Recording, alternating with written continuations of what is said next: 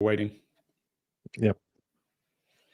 All right. And we are live with 1/3 of our panel is coming in. Greg Army Hartley, training. how are you doing? Good. How are you, Eric? Thanks for having me. Army training, always be early, right? Oh, hey, it's awesome. Of course, we're running late, but that's my fault. Everybody's coming in. Scott's working on sound. He has that, the No irony there. dulcet tones. So, we gotta take care of Scott's voice and make sure everything's good there. Barnes is Barnes. So he'll get here when he gets here. But before we start, this headline just came across my path. Scott actually sent it to me. I don't know if people know you guys were on Dr. Phil. And look, we got Barnes. Hey, there's Barnes. Barnes, did you see them on Dr. Phil, the behavior I knew they were on Dr. Phil, but I did not see their episode on Dr. Phil. Okay, well, when they were on there, they were going over a massage therapist with Dr. Phil, and the guy was brought to the show and everything else, and they had the panel on the side, and the massage therapist, oops.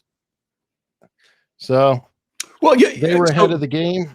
If you want a little bit of backstory on that, Eric, while we're waiting for Scott. So they gave us video of him. They do all the screening video up front, and we use that in our show. But we used that video to get a baseline on him, know who he was, know when he's talking to this lady, the screener. And then we had the luxury of spending an hour in the green room with one of the people who was accusing him, and she was very helpful. And we, in fact, baselined her, asked her a ton of questions. She was very helpful, told us. So by the time we got to him, we had a pretty good understanding of who he was and what had happened. So, and he didn't help himself. Oh, no. Honestly, I think I texted you guys when I saw it. I'm like, well, is he the remedial version? Because he's one I could figure out. Yeah, he's fish in a barrel for sure. So this guy was guilty of a major crime, and he went on with you guys on Dr. Phil? Yes. So he's a dumbest criminals award winner. Yes. Yes. Yeah, he was definitely working at it. Does it sound like crap still? Yeah, you'll be okay. You got such a good voice, you'll be all right. All right, try it again, Scott. Let me see what you're coming in on. All right. These are the technical difficulties here. I don't see what kind of mic you have. Go back to your laptop speaker, Scott. It's what's doing is fighting it. Yeah. All right. So Scott's back out. So yes, we had the Genius of the Year. What's the guy's name again? Tarek. Yeah. And so he went on the show to prove his innocence. Anytime you're going on Dr. Phil to prove your innocence, you're not sharp. I mean, it's just, come on. And people love or hate Dr. Phil. I personally like him. He's a nice guy. I've spent enough time with him to know him a little. But I would not go and say, hey, I need your help to prove me innocent. I would be calling Barnes for that, not him. What cracked me up? He started out. You know how he got his first. You know how he got his gig, right? Oh yeah. In trial, we talked to him.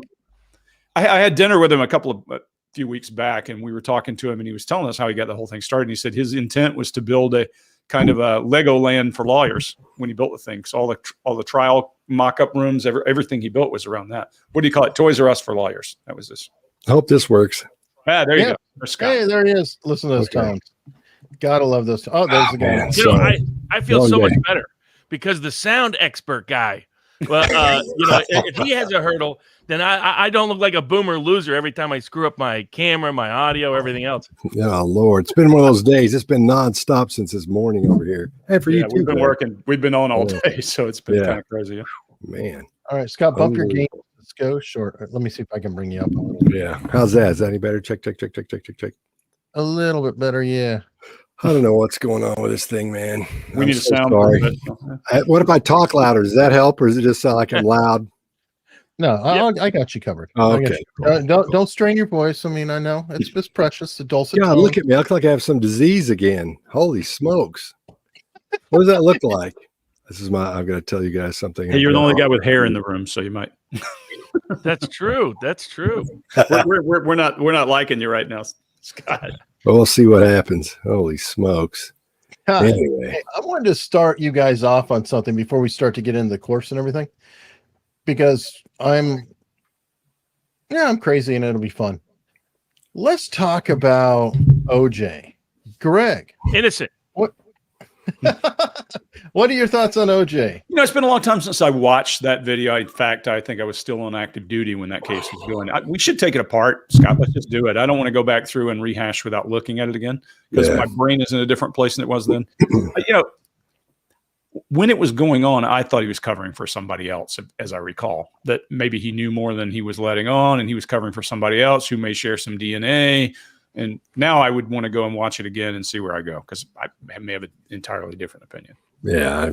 I'm working on a 30-year-old memory, I thought he was a high risk of a false confession kind of guy, personality-wise, background-wise. That he's the kind of guy you could get in a room and get to confess to almost anything if you worked him well enough. Well, lack of core identity, some other issues that were, real unusual upbringing, whatnot. But it was based on the forensic evidence, not based on his behavior, that led me to believe he was not guilty. Well, it was a circus. The whole thing was a circus to me. And, I would like to. That's funny. Somebody said we're in the wrong places. Yeah.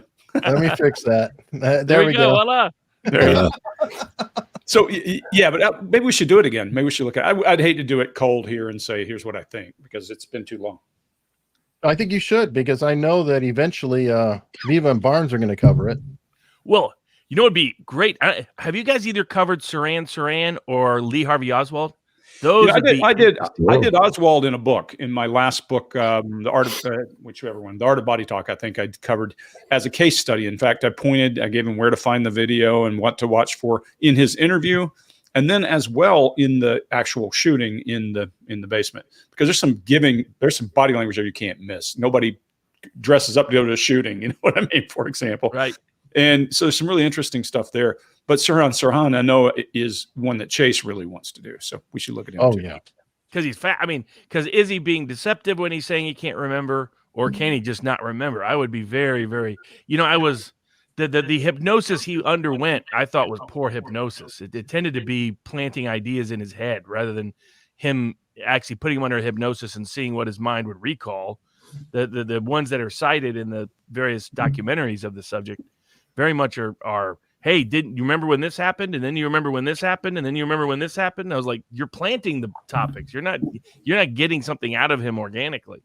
And there are a handful of older cases I think are worth visiting. We're careful. Some people want us to do things like some of the older, like what's his name, Beretta, Robert Blake. Some people, but most of his fans are gone, so he doesn't draw as much. So we're trying to do things that people want to see. And when people ask us, we say we'll do whatever you ask. That's not one that comes up. We get an occasional person, but the ones that come up all the time are Darlie Routier. We just did, comes up all the time. We get those. We get a handful of other folks. And how about Natalie Woods? Robert Wagner. Yep, he's another one. It's just once in a great while somebody will ask for it, but people want current. They want to look at things that are happening now.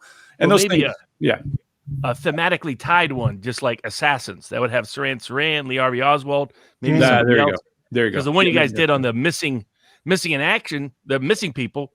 I mean, you end up flagging a guy who got arrested a couple of weeks later.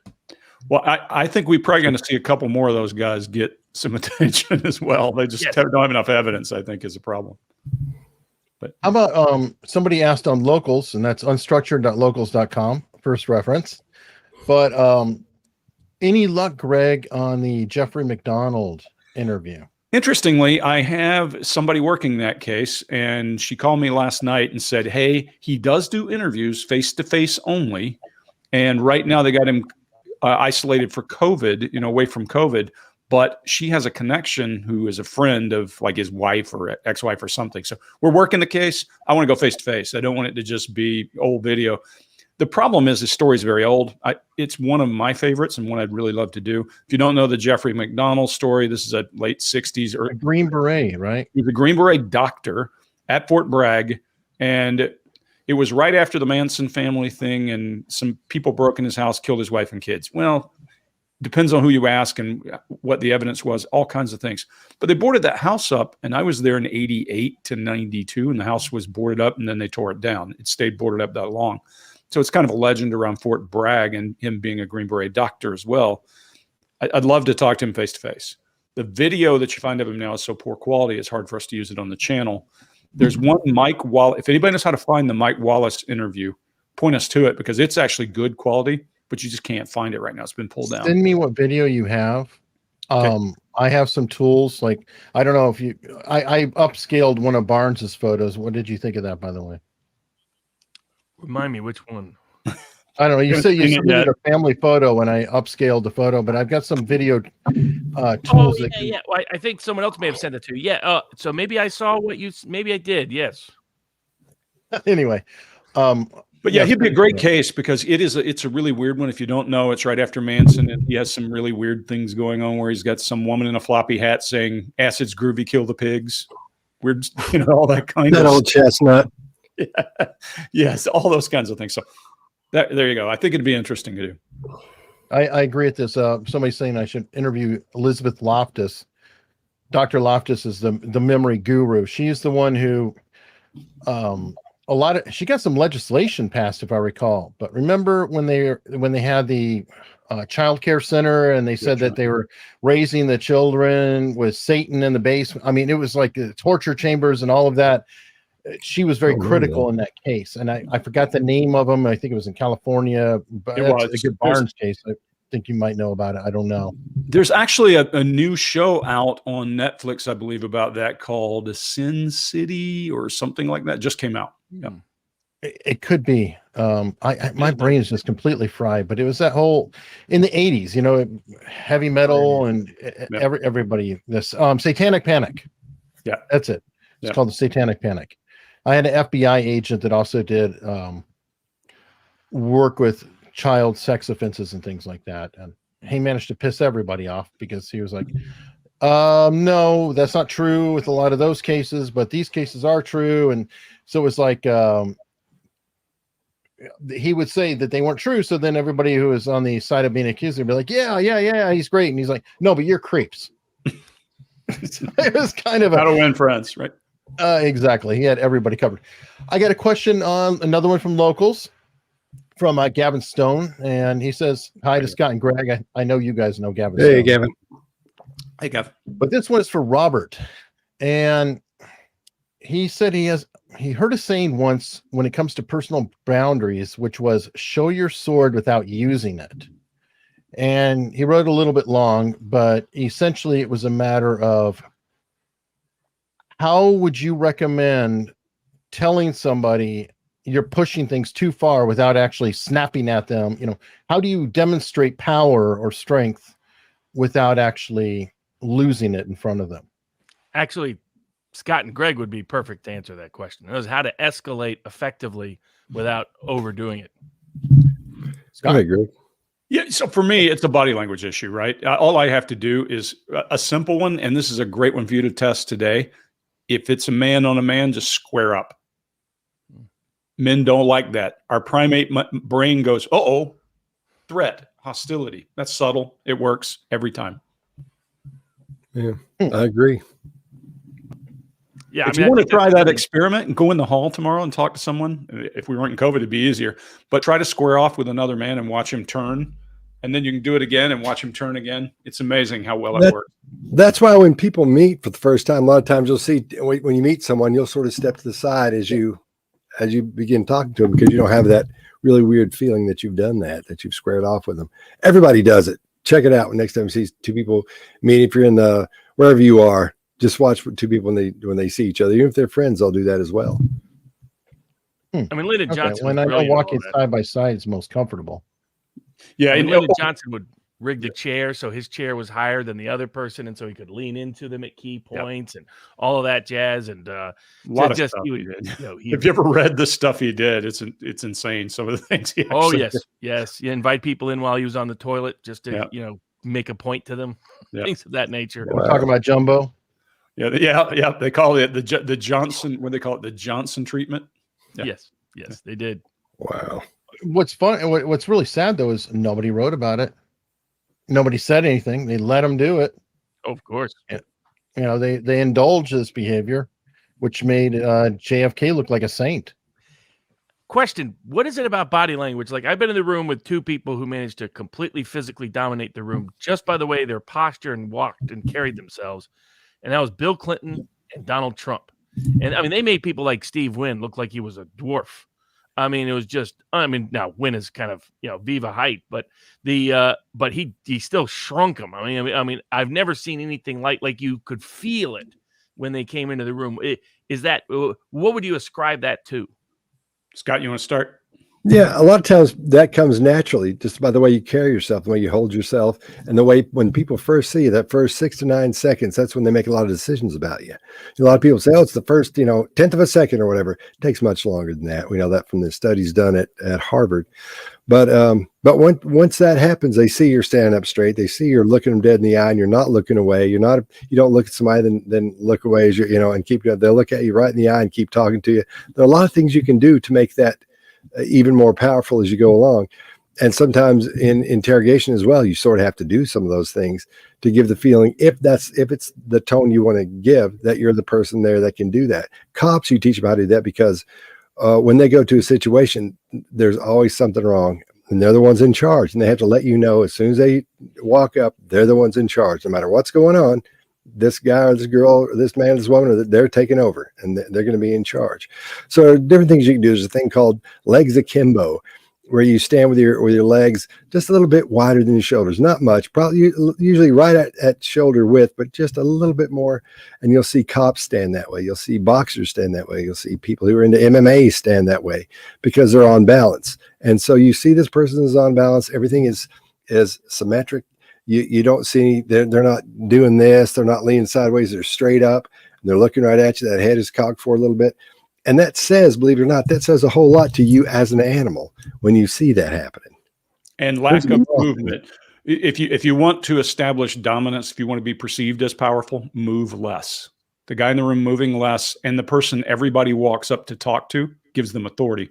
And of course, the president. I'll tell you that I know a lot of people who don't like Clinton for his politics, but think he's the most charismatic person they ever met.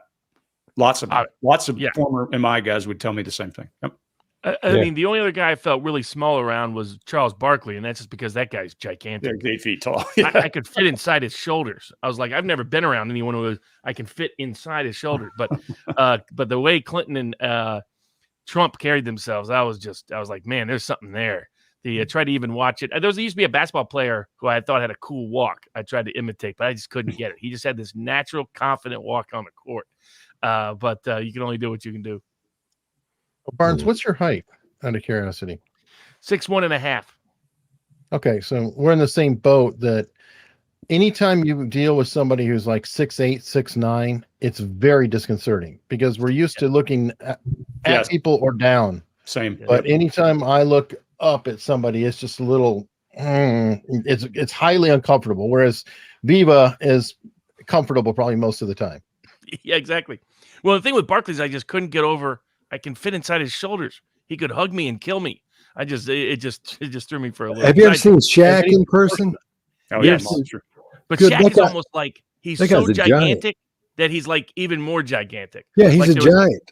I believe that's the old school biblical giant you're looking at. I only saw him one time in person. He came up to our table. He was talking to somebody at the table you're sitting at. He was my brother. And he was huge. I mean, he's a giant. That guy's hands are huge, head's huge. He's like a normal person. If you just saw him, a picture of him standing somewhere, you say, oh, there's some dude. But when he gets close to you, he just keeps getting bigger and bigger and bigger. I don't know. That'd be a weird place to be, I think, being a giant like that. I didn't hear the name, Scott. Oh, Shaquille O'Neal. Oh, okay. Oh, yeah. Literally. Wilt Chamberlain his whole life felt, sort of shame almost by being how tall he was because he grew up as the freak. Now I guess he, counterbalanced that by sleeping with 10,000 women, but that's another a little less. Yeah, I guess so. A little less so. Awesome. Last thing from locals, at least for now.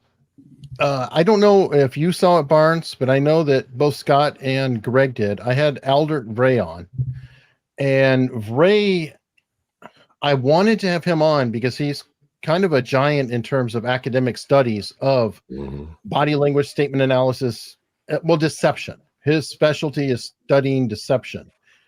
As such, though, he's pretty critical about a lot of people doing deception, including body language, including statement analysis and scan, and a lot of people I had on here. And I know I talked to Greg a lot on the side, and I think I've talked to Scott a little bit, but what are your opinions on what he's written and how you'd represent it? I'm curious. So my only pushback when he says, remember that what we do is not read body language like a cold reading. It's not, we're saying, hey, this means this. Now we may occasionally say, hey, that disgust is universal and everybody does it. And why are you doing it now?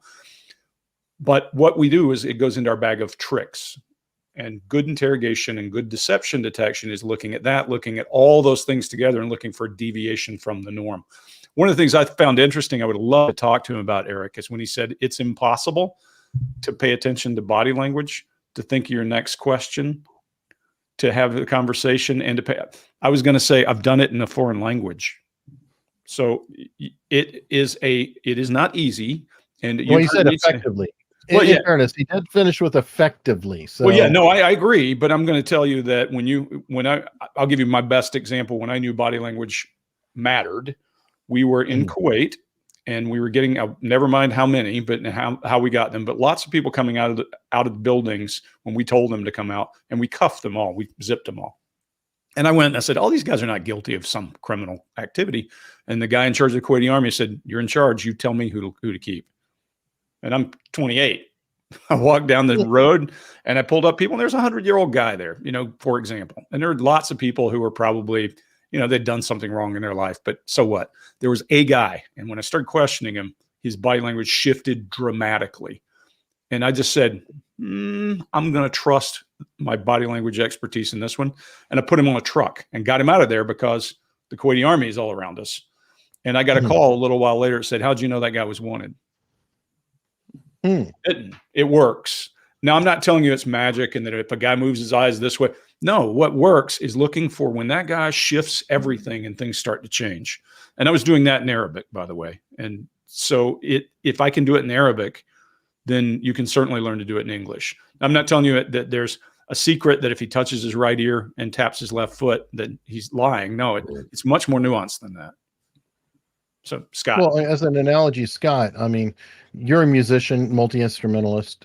Is it similar to playing an instrument? Like you get so deep into it that over time you just recognize patterns second nature. You don't necessarily know what you're seeing, you feel it. And then later on you can figure out, okay, this is what it was. But the same way you can jam on a guitar because you play, is that a similar principle? Yeah, a similar metaphor or simile would be driving and eating. You know how to drive, you know how to eat, and you can do them both at the same time. You don't even think about it. So those things come when you're in that situation. It just sort of happens organically all at once because you're not just looking at one thing. You're listening to what they're saying, and you're looking at how they're acting when they say it, and you're thinking about how they were acting before they said it. So that's basically the three little groups of things you do, and you just group those up. And as you go forward, you'll see little things keep changing from how they acted earlier. When you talk with them for 10 minutes, 5-10 minutes before that, when they were relaxed, what's stressing them. The big thing you're looking for are the differences mainly in comfort and discomfort.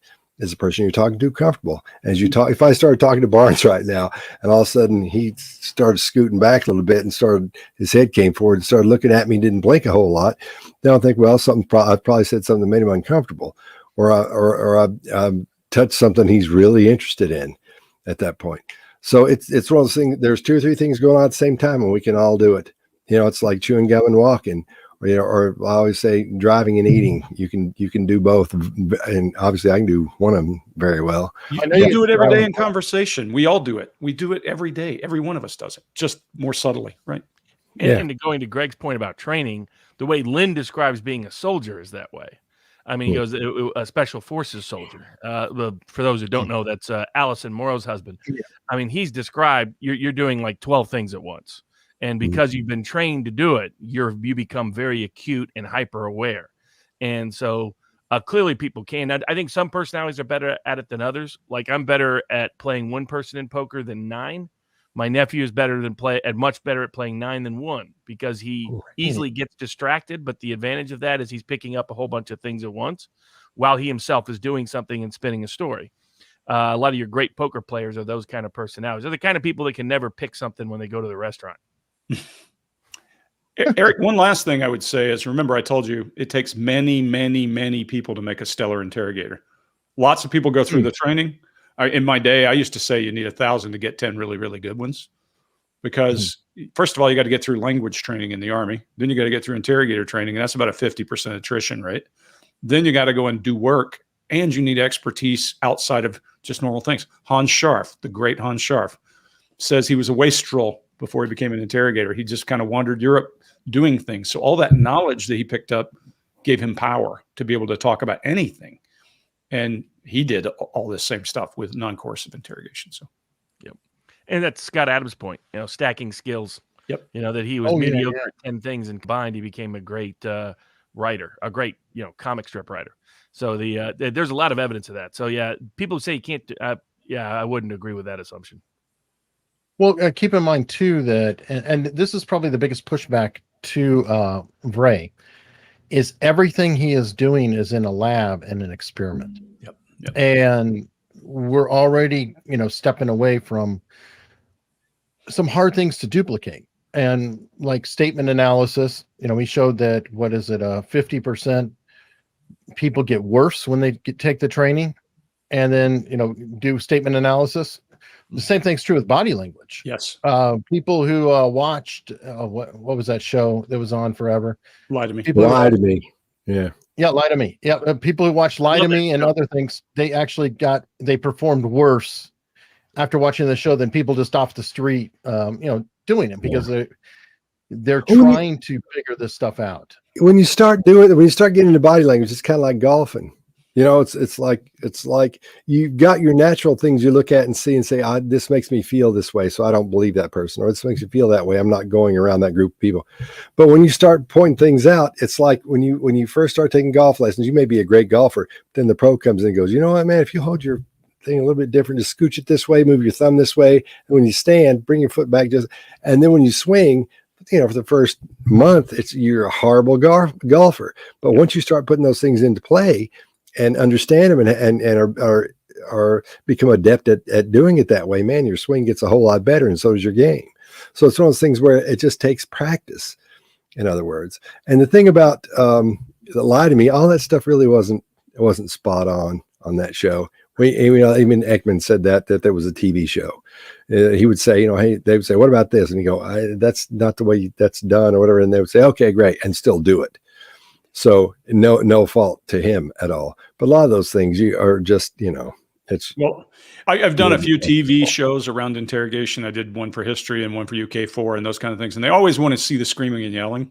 They don't want to see there's nothing exciting. We're just talking to, oddly enough, to Jim Smith just before this. And most interrogations are boring because it's two guys sitting and going, yeah, and that, yeah. Oh, and it's just not exciting. And so actually, if it is exciting, you're losing, right? Right. Well, it gets exciting for the two people involved because you're both trying to outthink each other, but it's not exciting to watch. It just isn't. Same is true of depositions. Good depositions are not drama. People expect it to be, like trials, the boom, etc. Sometimes trials can be that way. Right. But not depositions. Depositions, you want to elicit admissions. You want to get people to say things that you need them to say that help your case. And to get them there, you're often better off coming at it from a different direction, not adverse, open hostility. If you want to see one of the worst ever depositions done, look at that idiot lawyer who did it for the Alex Jones case, where Viva broke down the deposition. That lawyer was the worst lawyer I've ever seen in a deposition. What I told all the press about him was that I said, you know how he got to law school was he had a free ticket to the Nut House, and the Uber driver dropped him off at the law school by accident, because that's who that guy was. But so yeah, what makes exciting entertainment is not always what makes an effective interview or interrogation. Yep, for sure. Yeah. Which is kind of good. It keeps you guys employed. It'd be like, okay, a bunch of quacks here. You guys, let me see. I don't know your most controversial reading, if it was Bob Lazar or the McCanns. We don't either. Somebody just suggested another one that probably could give you some controversy. How about doing we get that a lot. We get that a lot, actually. Which one? I keep the moon landing. Oh, I yeah, just the love Moon the astronaut who just whacks that guy who kept attacking him. The Yeah. older Buzz Aldrin? guys like Yeah. that. Yeah. Oh, But if man, you I saw love that whole thing, watch that whole thing, and you can see why he was so mad. This guy wouldn't leave him alone. yes. You know, after a while, he does an interview with him. He still tries to set him up Well, he's for a lot Buzz of things. Aldrin. Yeah. Yeah, that too. Yeah, So that's true. Yeah, he's a bit of a hothead. Okay, so we did come here to talk about a course you guys are doing. yeah, And it's I more of a thought- membership site Yeah. really than a course, or more of one. It is Okay, one. perfect. That's we definitely want to figure all that out. I didn't get a chance to see everything. So body language membership. Mhm. .com. What's going on? Well, this is different than a course. You have a lot of the same things that are in a course. For example, you have lessons and you have MP3s and little articles, those types of things. But it's like Facebook without the ads. And the only thing we talk about, the only thing we train, the only thing we teach, the only thing we discuss, the only thing we interview people about is body language. So it's like the mecca for people into body language. And because everybody's is showing up, we've got a whole bunch of people getting ready to come in on the 23rd. We were going to open the 10th, but we decided it'd be better to wait to the 23rd because we decided to change some things around. So it's going to be really interesting because it's the same thing as Facebook, basically, without the ads, without all the stuff that comes with it. And the only thing we're going to talk about in there, and that the person who joins can talk about in there, is body language. Yeah, and Scott, I think the way we've structured is so that there's community. Like when you said like Facebook, what we mean is we have a community like Facebook where you can discuss, bring up topics, bring up things that you're concerned about or you're thinking about, and we'll weigh in. And you can also discuss it among yourselves and that kind of thing. So you get a lot of interplay, a lot of what you're seeing over in your chat right now. That's the community piece. But then we also are going to have the academy where we actually have training in there for you to be able to go and learn something, go back and refresh in it. And then one of my favorites is people that have impacted us. We're interviewing and we're bringing in people we admire, people from the field. We're bringing people from all walks of life, but different places. One of them that I am really looking forward to bringing in is a legend among Green Berets, a legend among Special Forces guys. That was one of my mentors. Love to have him come in. He's 80. And I want him to get all that information in other people's hands too. Great guy. So at the same time, we're going to be doing surprise Zoom calls with members when they come in, and we'll do that. We'll do that a couple of times a day, as it builds along. At first, I'm sure we'll do a lot more than that, but we'll have live Q&As every month. It's one of those things where you don't get a whole bunch of stuff crammed on you, so you're like, you feel behind. There's something that comes out every Monday. So you've got that week to deal with it, plus the other stuff you've got. And we've got like a little mini course in there. So when you come in, you have something to do to catch up. If you're just now getting into body language, it's good because you'll learn the basics. And we've taken that from Body Language Tactics, which is our big body language course.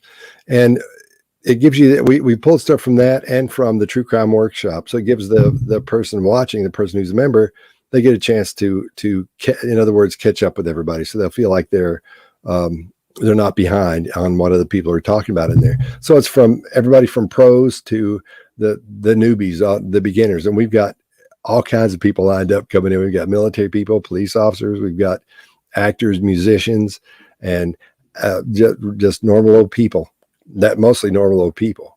So that are really People that interested we may not in know of. behavior. Do what? So people who are actually out in the field doing the work that we may not know of already. Oh yeah. Yeah. Some of the guys we interview are going to be those people that you've never heard of, but you should know. Yeah. Yeah. But we're going to also have some people that you do know.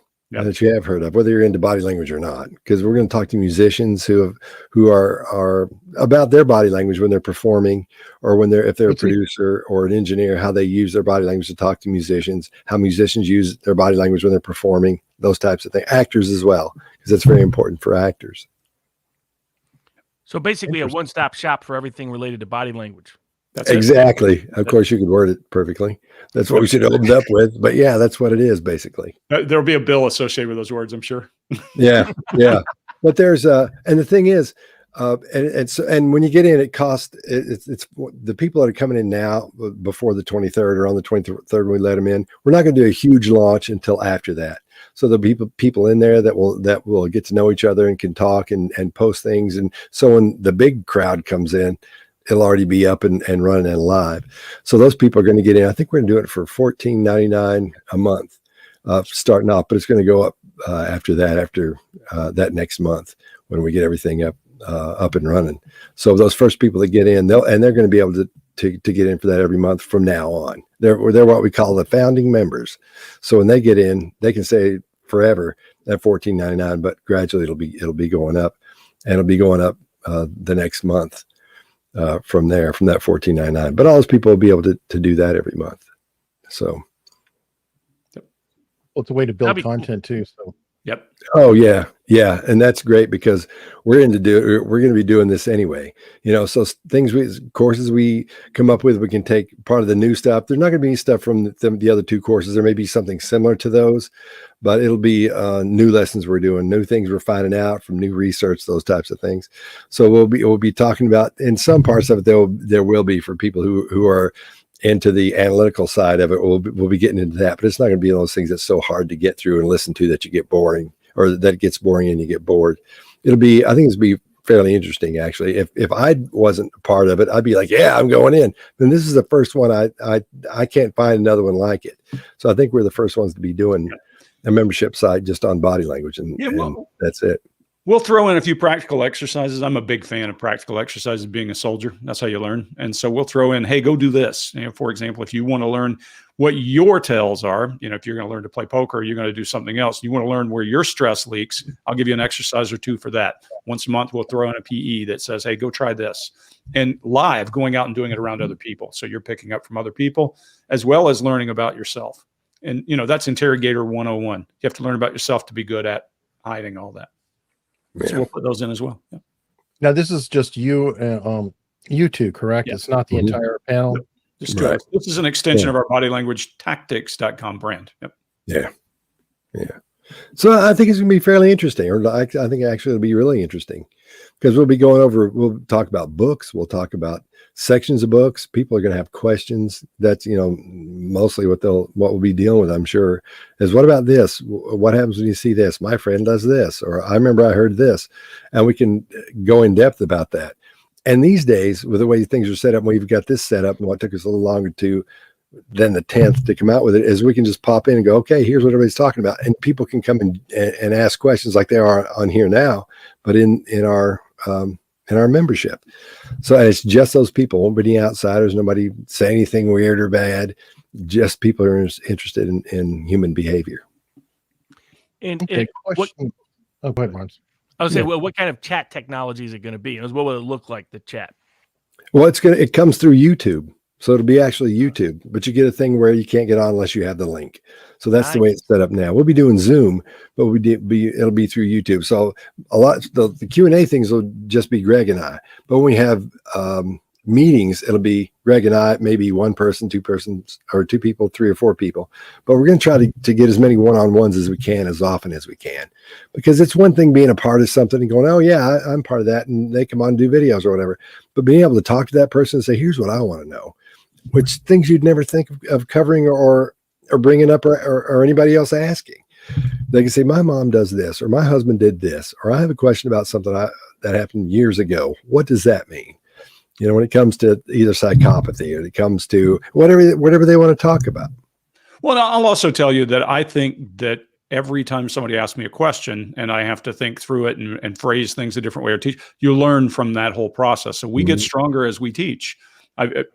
I've always said I became a much better interrogator the day I started teaching it, because I had to dismantle everything and turn it into a process. And Scott will tell you, process is how my brain works. If you're going to talk to me, there's going to be a flow chart or a process to everything and how it works. It's just the way I'm wired. Thank God, because that's the way all these things are set up. Thanks to Greg.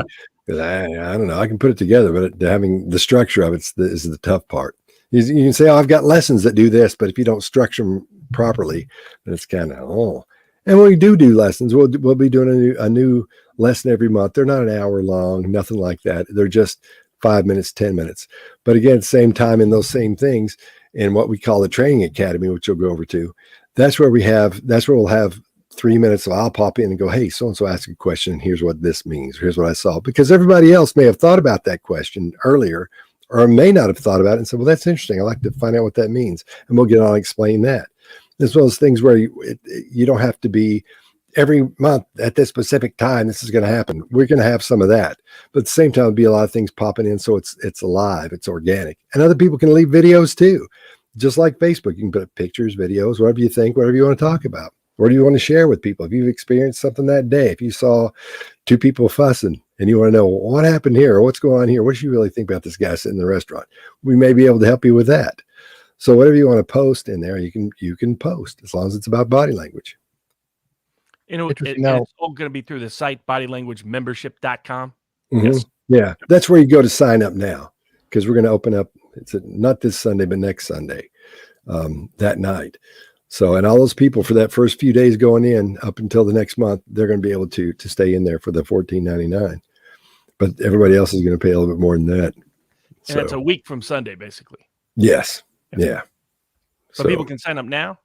Oh, yeah. You can go there now and sign up. We've got a whole bunch of people already waiting in there. So it's to go in.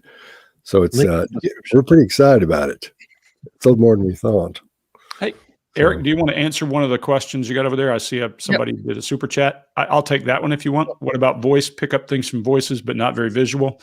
Look at me. I always say you can tell a lot about by looking at people.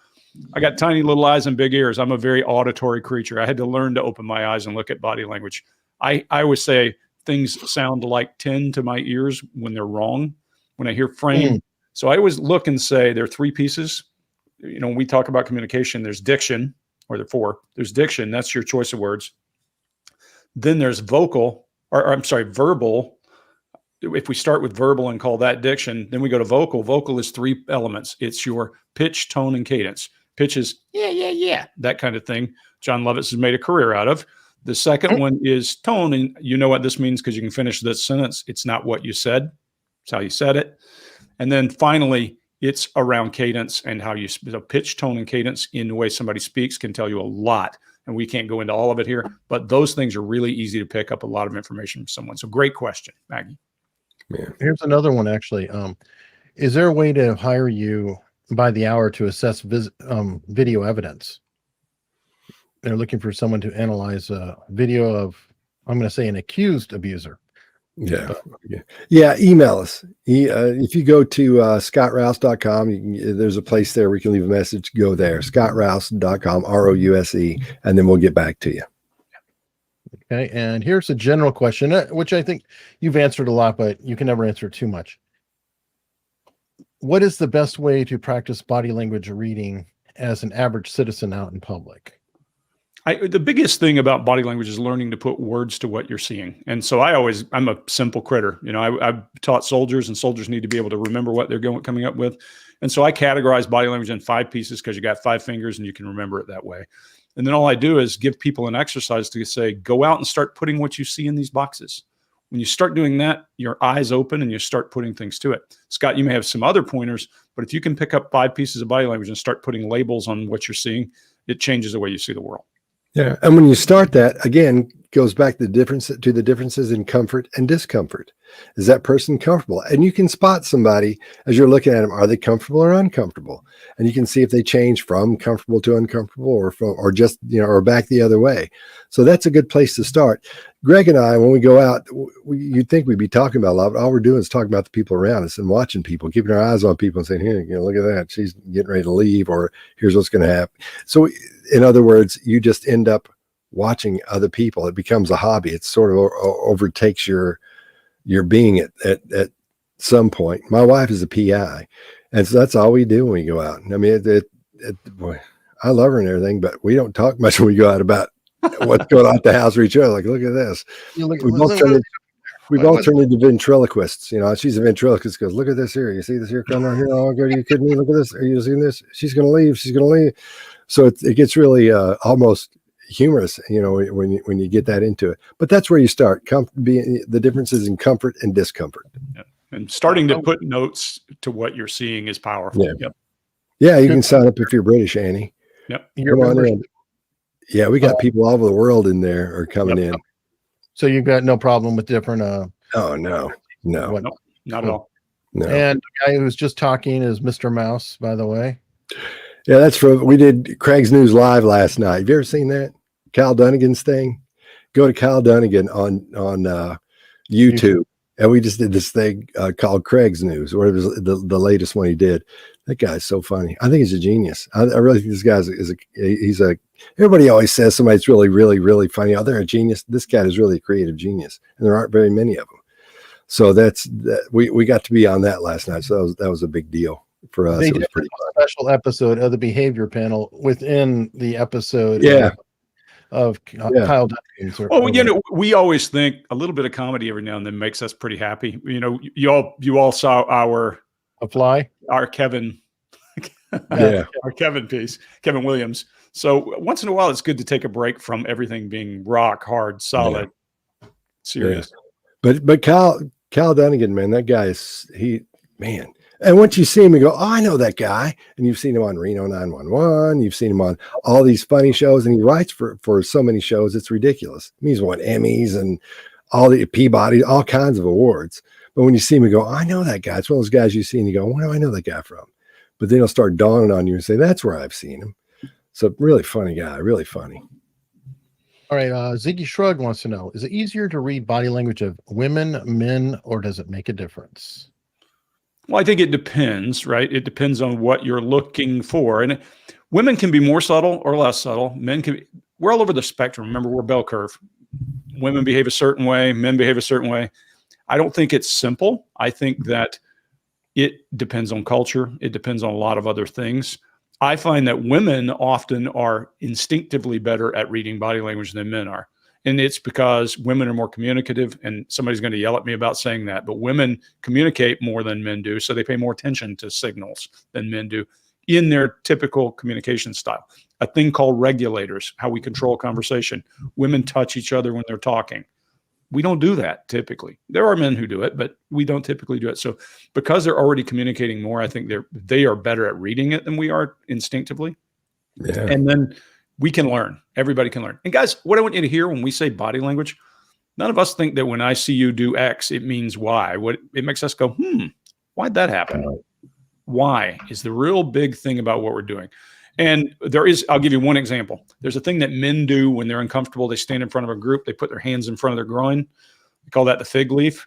And women giggle about it, but women do the same exact thing. They cross their primary sex organs, meaning their ovaries, with their arm as they cross their abdomen. And it's exactly the same thing the men are doing. So there's stuff that is consistent between us. There's subtlety between us that's different. And then where somebody identifies in terms of gender and all that kind of stuff gets mixed into that because how subtle they are with their movement. Yep. And women's brains are set up differently than men's brains. We know this now. Yep. To be a fact. They take in a lot more information than we do. That's why they're so good at they say, maybe you've had this happen where you have somebody over, some guy from, high school or college or from the military or something. And you tell your wife, hey, listen, this guy's great. Phil, you're going to love him. We're going to have the best time. I haven't seen him in years. My best friends from the old days, he comes over and you all eat. And it's a big deal during supper. He comes over, hugs you. Yeah, man. And you hug, the wife hugs him. Yeah. And then you go through supper or dinner and everything's great. And then he leaves and he gets up and, dude, I love you, man. I haven't seen you ever. He hugs you and your wife is like, oh, you're so wonderful, Phil. And she hugs him. No sooner does that door shut and she looks at you and says, don't you ever bring that guy back in this house again. Do you hear me? But what about, don't you ever bring him back in this house again. Now, what she's seen is completely different than what you've seen. You're seeing it from the male side of, hey, this is the dude. And she's looking at it from the female side where she's taking all this information. And these are things where, and I don't mean he's looking at her, but he may be looking in the wrong place too long as he's talking. And as he talks, his vernacular, his voice may get a little choppy in the weirdest places, and you may not notice that, and she will. And all these little things that say something's probably wrong with this guy will mean you'll find out later something's probably wrong with this guy. They can pick up those little things, tons of those little things very quickly, and a lot of them. So that's why they get that feeling. Women's intuition, much more powerful than men's gut feeling. That's like the Godzilla compared to a mouse, compared to men's gut feeling, because their ability to grab all that stuff and then to assimilate it into something and not just from a feeling it's incredible. There are a lot of studies on it, but I won't. Well, I'll tell you a couple of last things in terms of that. The corpus callosum in women, which bridges their right and left brains, is much more dense than it is in men. So we shift gears, dink, dink, dink, dink, and they're shifting gears rapidly. We know that from fMRI and all those kinds of things. I tried to walk away from all this stuff. Scott dragged me back into it. I took about 5 years where I said, I'm not doing this anymore, and walked away, went away to business. And my wife we would go to parties, and my wife would always go over and say, turn on all your and go over there and talk to this knucklehead. And she would almost always be right, that she instinctively knew something was up. And I would go over and turn everything on, and yeah, this guy's bad news. Let's get away from him. Yeah. So, yeah. I only have one piece of advice, which is what I told my son is, if a woman ever asks you and prefaces the question with, I just want an honest answer, do not give the honest answer. Yeah. I was a bold young man once.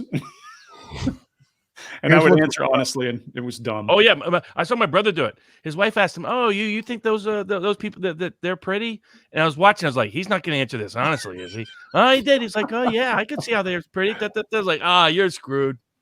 Well, it's funny you bring all this up, because I remember when I was a young guy, right in interrogator school, and I was saying, well, women think the same kind of thing as men do. You know, they're after this. And I remember these two old interrogators just looked me dead in the face and said, "Boy, you are stupid. If you think you understand everything a woman thinks because you're young and bold, you're an idiot." And I was a kid, and I was like, yeah, they were smart. Okay, super chat for Barnes here. Barnes, were you initially fooled by Attorney General Bill Barr? And they're saying that they initially was, and they thought Strzok and Brennan faced charges.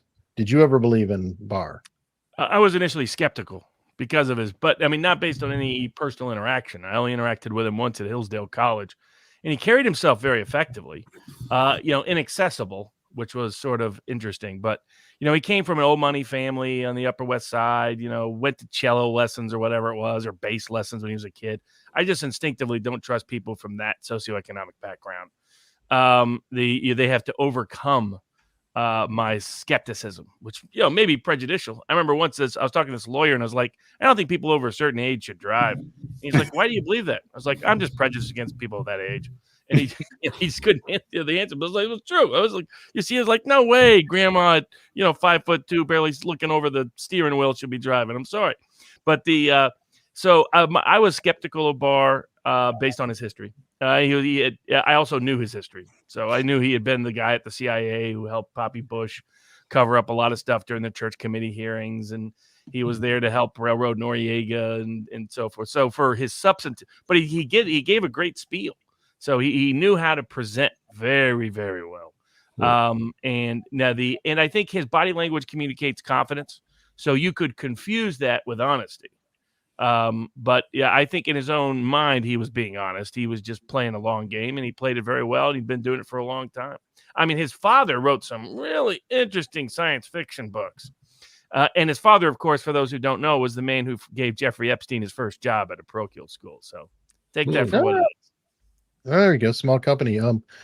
Okay. Well, and we got somebody else making a claim, but actually it's a good question.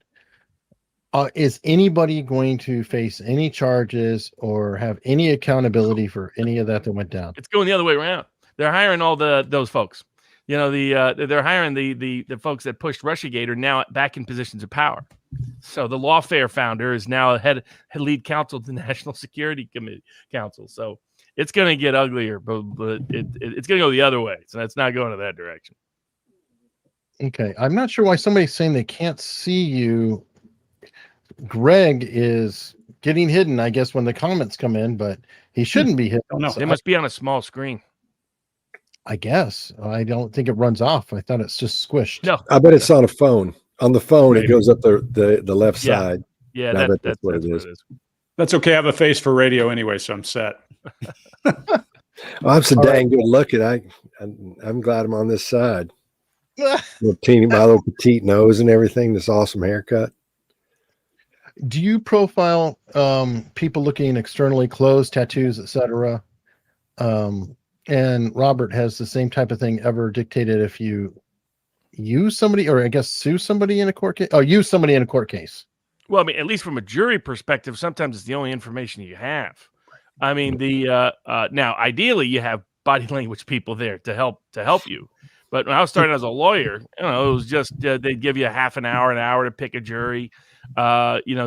Typically in a federal case. So you're going on every tiny little bit of, and that was before, I was in a position to gather massive data resources. I didn't know how much was out there. So back then I'm starting out, I'm just guessing. All I get to see is see him. I don't even get to ask questions. The judge does. So you're looking at size of purse. You're looking at, I'd researched everything I could to find out intel. So small purse, probably, a lot of these stereotypes are not useful, but they ended up being, they give you just a tiny bit of an advantage. So small purse, not such a good sign. Large, like let's say you want someone who's generous. Small purse, usually stingy and more social status oriented. Large purse, they don't care. They want to make sure they have everything in there they need for anybody they need to help somewhere. So there was practical components of this, and those are the ones I believed in the most. Shoe wear would often tell you something. Sometimes clothing, but clothing could be really a misnomer. It used to be tattoos. Used to be if you had a tattoo, you were a good defense juror. Not anymore. They're lynching jurors now. Too many people getting tattoos. It's a problem. But so you have those so you go for whatever little thing you can when you don't have better intel or better information available. But yes, people, do leak information at every little decision they made, especially when they're going into court. If they come into court with a t-shirt and jeans, well, maybe they don't have too much respect for authority. That might be a good thing or a bad thing, depending on which side of the case you're on. But if they come in dressed to the nines and say, yes, sir, and be very, maybe more of authority-oriented personality, maybe good or bad, depending on your case. So you pick up I had people in the room just watching every single thing a juror did. To pick up what little information we possibly could when we couldn't get real information and when I didn't have the availability of data and body language experts to assist me in the case. Well, let's talk to the body language experts on that too. Do you guys pick up on jewelry things? And I'm asking specifically because I know Chase definitely talks about what people are wearing, that's an outward appearance or something that they're trying to put on. It's also the easiest thing possible to manipulate. I can choose right now to go downstairs and change clothes. If you see me away from work, I look very different, probably dressed than I might here. Or when I'm working my day job, if I'm going out in the street and working with business folks, I would dress very differently than I'm dressed right here. And that impression, of course, is there to impact you. And all people do some of that. I'm always cautious to choose clothing because people can go to the thrift shop. What was eye-opening for me, I did theater many years ago, and the most talented people there were the raggediest kind of nothing clothes because it had no meaning to them. They saw it as simply a costume. And so I never have put as much faith in clothing. Now, when you're doing things like interrogation and you're bringing prisoners you bring off the street and that kind of thing in a war, yeah, then it matters because you're putting them in a specific kind of a class or that kind of thing and looking for as much as you possibly can find. But often, the subtlety of it is what you have to look for. For example, if you're in the Middle East and you see people who are dressed out of place for there, it can indicate they've not lived there their whole life. Those kinds of subtle signals, yeah, maybe. But you can change clothes very easily. I don't ever take it to that. Isn't it true, though, that you can tell sometimes, though, somebody is uncomfortable? Oh, yeah, for sure. That could be a tell. If they come in and they're dressed a certain way, you're like, that just doesn't feel right. They don't look right. I do a thing called two shoes. When I'm teaching interrogators, I do a thing called two shoes. A good interrogator should be able to walk around in two different shoes and keep your attention off his feet. Speaking of shoes, when I was in Europe, that was a great cue. I had a Russian friend who identified for me that whatever shoes you wear dictates how the Russians will know whether you're from Europe, America, or a Russian. Just by that, without anything else. And so I ended up becoming much more selective with shoes because I used to wear whatever was comfortable. Used to drive other lawyers nuts because I had these Velcro sneakers. And I have a suit on and I have Velcro sneakers. What is going on? The lawyer he would blow their minds. And I actually learned that trick from David Bowie. He likes to wear sneakers in court. And I was like, that's interesting. But I also just liked it as practicality. But when I was traveling in Europe, realized they're going to spot me as a foreigner, as a tourist that could make me a mark or something else. I was like, okay, I don't want to be that anymore. So learned how to started watching all the shoes, and it was amazing how different. Like the rest of their clothing, maybe you couldn't tell. I mean, could be high end, could be low end, but they pay great attention to their shoes. And so I learned to always wear, and now I almost always wear European shoes. wherever I'm at, because it's a sort of indicator for a certain group of people, but definitely when I travel. There's an interesting cultural thing about North Americans in how we eat that I learned when I was first going to the Middle East to lose. And that's the put down your knife and pick up your fork. Nobody else in the world does that. We're the only guys who do it. And so people can pick you out at a sidewalk cafe from 100 yards away if they were looking for an American back in the days of early terrorism. Yeah. That's a great example of culture. Had a story about that where they were trying to figure out a spy, and they had some surveillance, and they nailed the spy because he picked up some flowers. Yes, I remember that story. Yes. Because the way in which he did so, he would not have done so if he was who he claimed to have been. Right. But this guy held it to the side. Oh, yeah. Wasn't it like a Soviet spy that was in the West, and the way he did the flowers gave him away? Yep. You know, that was that was in not Reservoir Dogs. What was the Tarantino movie where the Nazi one? He counted 1, 2, 3 instead of 1, 2, 3. So that was Inglourious Bastards. Yeah, that's how he gave himself away. That was a useful little component. So I'm sure there's other tells. I know Greg's probably he's got 100 of them, like figuring out who's in charge or whatever's going on in any scenario, especially with Sears School. And speaking of that, I did have one question going back to body language membership. Is it completely limited to body language, or like you're having Jim Smith on and that's more interrogation? I don't consider it exactly the same thing.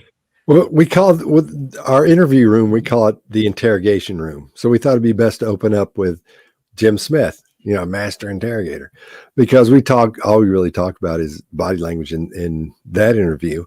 But we want to and behavior. So we really want to give it the feel of, not just, body language and interview. We had to call it something. And that's sort of where we since we're both interrogators, Greg and I always figured we call it the interrogation room. And because what we're going to be doing is asking questions that everybody wants to know. Not like, tell me about your new record. Tell me about your whatever that you're on this comedy. No, I mean, they don't want to do that. You want to know what they had for supper, what do they like to eat, what are they doing, how do they approach body language, what are they seeing? You don't just boom right into it. We want to make it where it's a little bit of everything. So we'll have interrogators, we'll have police detectives, but at the same time, we're going to have all kinds of people in there, and we're going to pull some people from the membership as well and talk to them and just see what they think about things. That won't be like for the month, but we'll pull them in and drop those in there as we go along as well, because we want everyone in there. We want to, as corny as it sounds, we want to get to know as many people in there as we possibly can, so we can talk to them and we can all really become a community in there. And really become something. So we're really trying to make something big out of this. And I think it's going to work.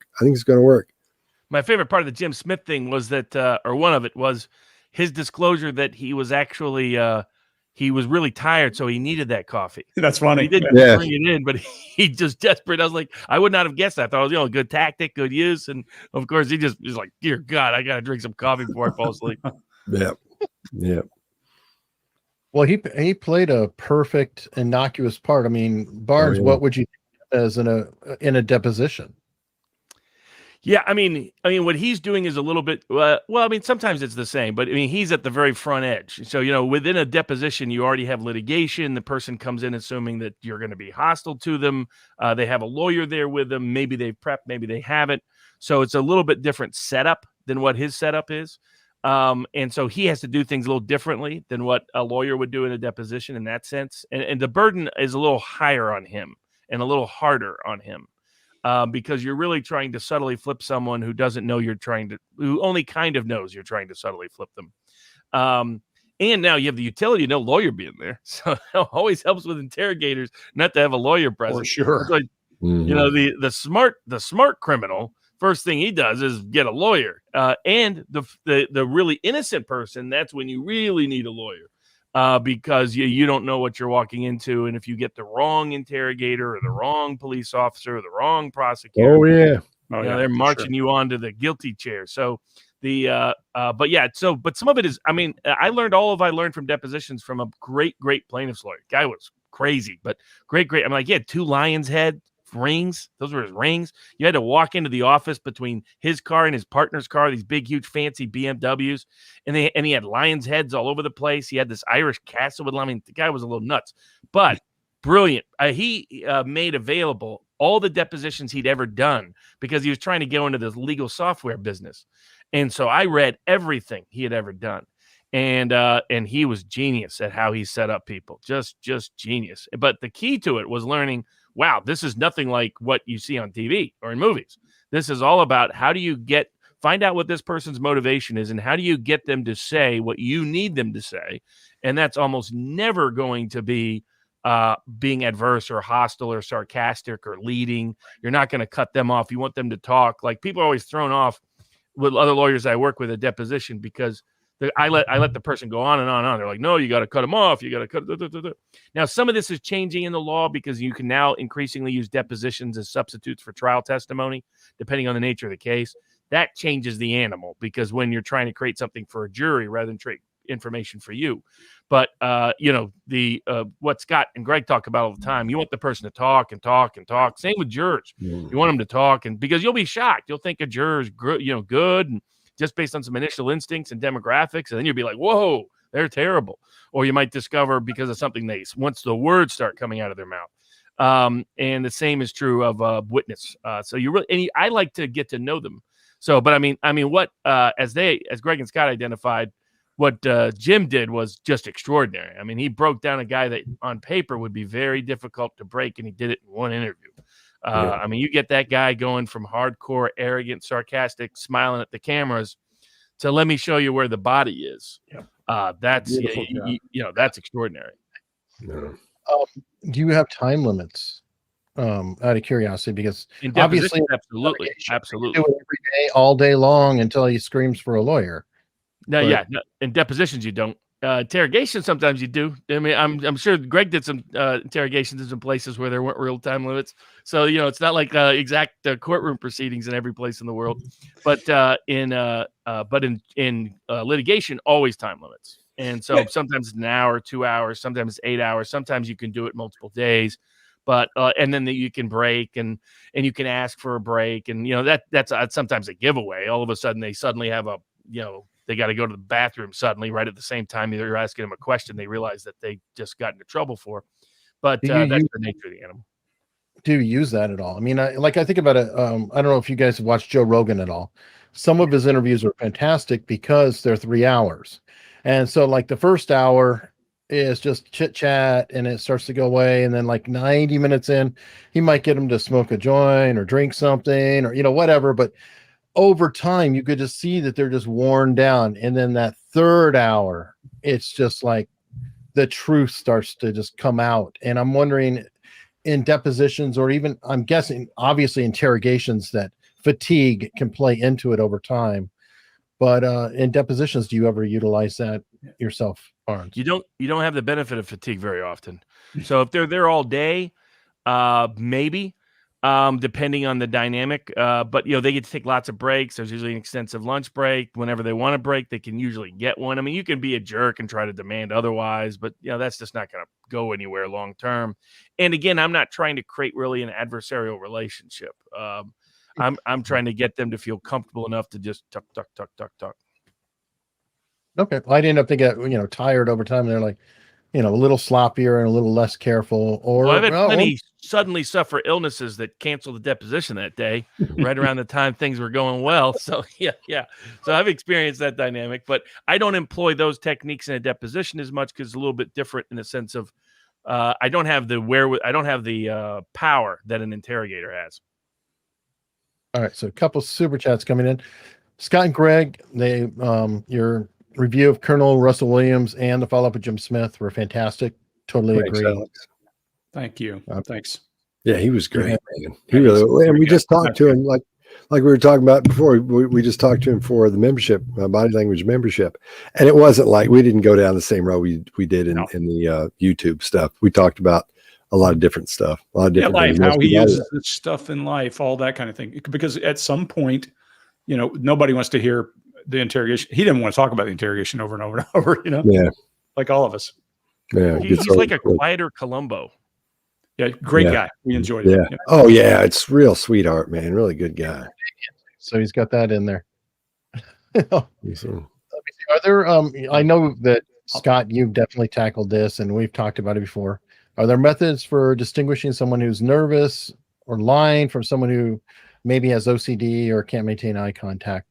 So I have a great friend who has Tourette's, really profound Tourette's. And I can read him just fine. I can tell when something changes because his tics increase and that kind of thing. It's all about baseline. And as far as autism, I think you have to look for a baseline in those folks as well.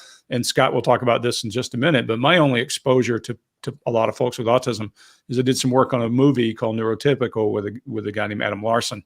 And the only thing I noticed when he asked me to look at their body language is less forehead involvement, because it's just it's our communication method, and that's the only thing I noticed. Now, Scott, you may have others.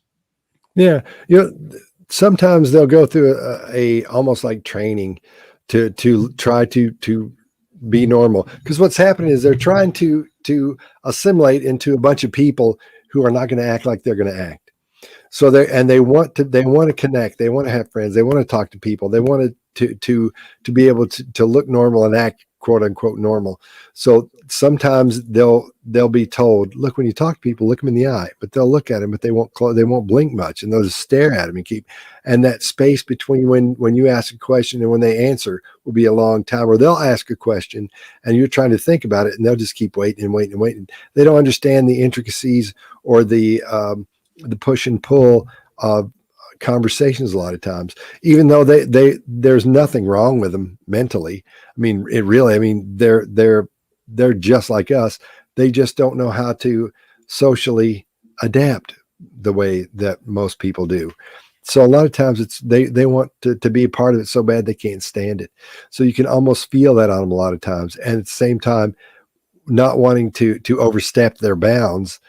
Sometimes you can feel that on them. I say that, feel it on them as well as you go through those things, and they'll do things that they don't even know you would never do, So a lot of people get tagged with being autistic because they're just socially awkward a little bit. But then when you start talking to someone who really is on the spectrum, then it's a completely different story. And it could be weird or odd, but if you know what it is, then if you just talk normal and act like yourself, they'll lighten up, and actually becomes easier for them to connect with you, and they become more quote unquote normal, I guess you'd say, as you go along. But that's my experience with them, and I've had a lot of experience with them, and that would be my suggestion. Just be yourself as you talk to them, and they'll be able to relax a little bit more. Won't be as hyped up to try to perform for you, I guess you'd say, in a lot of cases. Right. Somebody asked real quickly, and we're going to wrap it up here, and I'm going to get people really annoyed at me. No. Let's talk about body language of children. Let's talk about the body language of children who are being abused. Let's talk about that, because a lot of people don't notice these things and nobody talks about it. For example, if there's a child being abused and there's a social gathering or a family gathering or something, and the person that's abusing them comes in the room, keep an eye on the children, because when somebody comes up to hug them or kiss them, they start pulling their arms in, they start guarding their crotch and those types of things, and they try to get down. If they do that to everybody, that's no big deal. But if that one person comes on, they lock eyes on them and they start that stuff, and that person comes around and start turning their back to them a little bit and keep an eye on them, there's something there. Something's up. So talk to that child about that. There are all kinds of little things children will do that will let you know something's wrong with them. My dad, one time we were on a plane, these little children they were real quiet and just sitting in their seats, and they weren't saying anything. And everybody thought, wow, how sweet and how good those children must be. That's not a good sign. When you have a kid looking up, goofing off, trying to do something, trying to learn something, trying to feel something they've never seen before, that means somebody's being a little bit heavy-handed with them. That's not a good sign. I'm not saying it's a bad sign every time you see that, but in most cases, little children, 4, 5, 6 years old, should be up goofing around trying to get things. Sit down, man. Yeah, but what is that? I've never seen that before. Who is that? Who are these people? If they're going through those things, they should be allowed to do it, or at least recognize it as they're just discovering stuff. And if you have somebody that's being mean to them, they'll let you know. They won't know they're letting you know, but they'll do things that will let you know. So pay attention to the children's body language. Greg, what are you going to add to that? Yeah, I'll add one last thing because I know you're getting close to time. If you want to know how an adult lies, watch their children lie, because children learn to lie from their parents by example. And so all their little body language is unpolished versions of their parents. And so if you want to know how you lie, just look at your kids. They know. It's interesting. Good point. Now, to wrap everything up, I am going to do one more segment with these guys. It's going to be on my locals. It'll be free. It won't be behind a paywall or anything. You have to pay to comment on it, but you'll be able to watch it because I don't want to hold it away from people. But I'm closing this stream down. We're going to cover one more thing, and it's going to be an analysis of Bob Baffert, the Kentucky Derby trainer. And he did a nice minute-long segment, which is perfect for the behavioral panel type of stuff. I love to hear what these guys have to say. Come follow me on Locals, unstructured.locals.com. And I should have this uploaded, if not later tonight, tomorrow morning. So you guys, everybody has plenty of time to come in and check it out. I hope you join me. For now, if you guys like this type of thing, please subscribe. Seriously, come on by. I mean, I've had these guys on multiple times before. You'll see them on the channel. They're great friends to the channel. Barnes, you'll see on the channel. I mean, and there's some stuff to come. Just trust me. There's some stuff coming down the line that just got confirmed today that it's going to be really awesome. So I hope everybody considers subscribing. The suspense is killing me. You going to tell us when we get off of here or what? Perhaps I will. That would be great. Yeah, subscribe. Eric does a great show. He's brought on some of the smartest people, not counting. I'm not talking about us. He brings on a lot of smart people from all over the world with lots of magical abilities. And I've never been on a show where people consolidate as many people as you have, Eric. It's impressive. And the behavior panel wouldn't exist if it wasn't for Eric either, because he's the one that introduced us to Chase and sort of got that whole thing. We consider him our fifth Beatle of the behavior panel. So yeah, you should subscribe.